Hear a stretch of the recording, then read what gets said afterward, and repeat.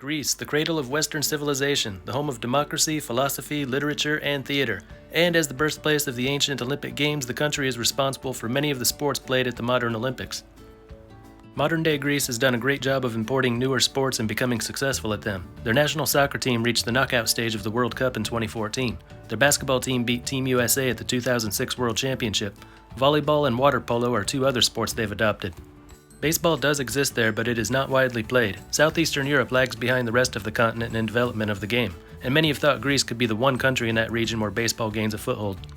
The first organized baseball game in Greece was played on April 11, 1946 at Heleniken Stadium in Athens, an exhibition match between American crew members of the USS Missouri and the USS Providence. The first time an organized match involving Greek players took place was on June 3, 1955 at the same stadium.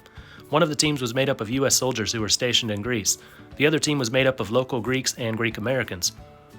But the story of baseball in Greece can mostly be tied to one single event, the 2004 Summer Olympics in Athens. They started playing just before the '04 Games. The sport saw its peak in the country during the Games, and it continued to be played in the years following the Games, though it declined to the point of nearly disappearing. In 1997, it was announced that Athens would be the host city for the 2004 Games, 108 years after hosting the inaugural modern Olympics. Baseball had been played in Greece before this announcement, but it wasn't until then that baseball was organized in any way in Greece. In 1997, the Hellenic Amateur Baseball Federation, or HABF, was founded. They organized the country's first baseball league. The purpose of this league was to find the right players to form a Greek national Olympic baseball team. The league played its first season in 2000 with 6 teams.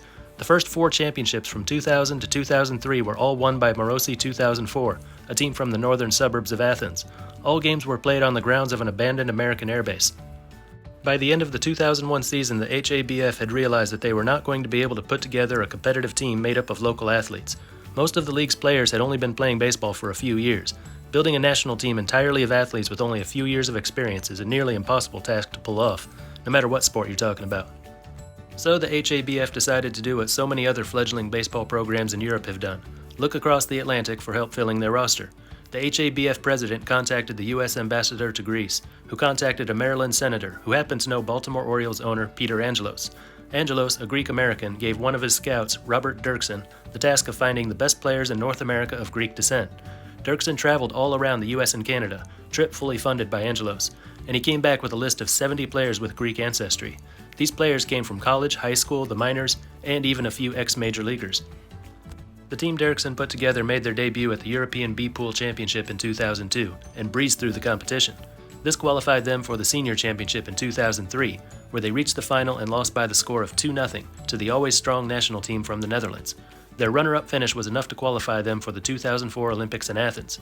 Normally, the host country automatically qualifies, but the International Baseball Federation determined that Greece was so far behind they would need to go through the qualifying process. Robert Dirksen, the man responsible for assembling this team, was made coach of the team, but tragically died of a heart attack just 8 weeks before the start of the Olympics. Heleniken Stadium, part of the Heleniken Olympic Complex, was completed in early 2004. It seated over 6,000 and was the country's first baseball-specific stadium.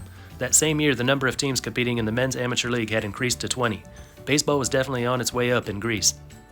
The Greek national team that took the field for the Athens Games consisted of future Major League stars Nick Markakis and George Kateris. Former Major League pitcher Clint Zavaris was the ace of the staff.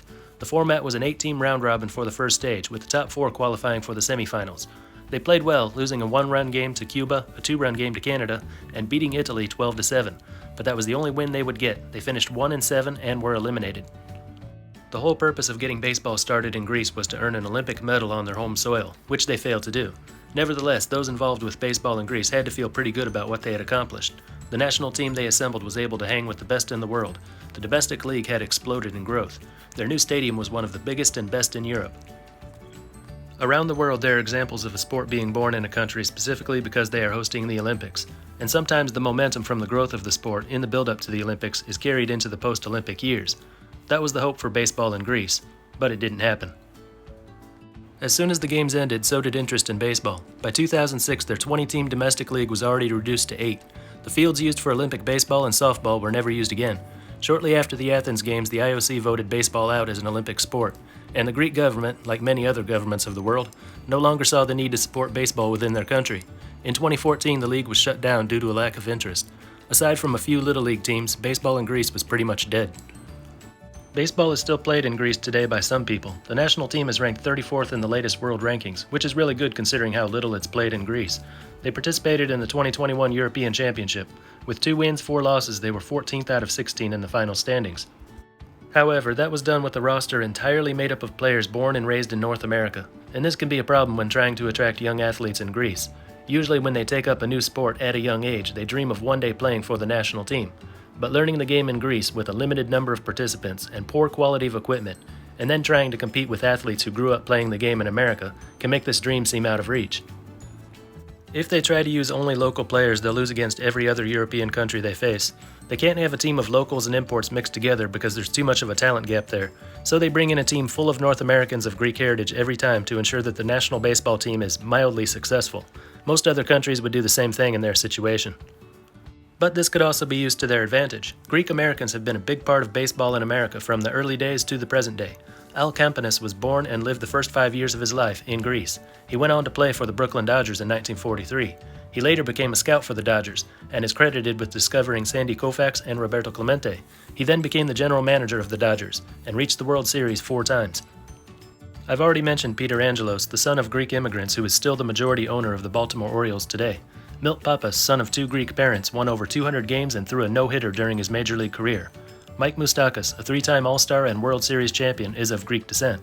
Eric Karros and Tino Martinez also have Greek ancestry. Not all European countries have a diaspora that's so involved with the game and willing to represent the country of their ancestors when offered the chance. But their representation should begin with the goal of eventually integrating local players onto the team. They should make this very clear so that young athletes know that there is a strong possibility they could suit up for the national team, even though they are at a major disadvantage compared with the imports. This is what they're trying to do in Israel. They started out with a roster completely made up of players born abroad. They still use mostly import players, but the number of Israeli-born players is rising. Greece can do the same thing, and using the Greek diaspora can be a way of avoiding the earliest phase of a national baseball team, where a lineup of inexperienced, locally trained players suffer embarrassingly lopsided defeats. Replace the imports one at a time so that the local players can gradually catch up to their talent level. And that's baseball in Greece. They missed a big opportunity when they had a modern stadium and high participation numbers. All the progress they made was wiped out. But the sport didn't vanish, it's still being played there. And there's an opportunity to rebuild the country's baseball program. And with baseball likely returning for the 2028 and 2032 Olympics, hopefully they'll seize on that opportunity and continue with it this time. Anyway, that's all for this one. Until next time, this is Baseball International. See ya.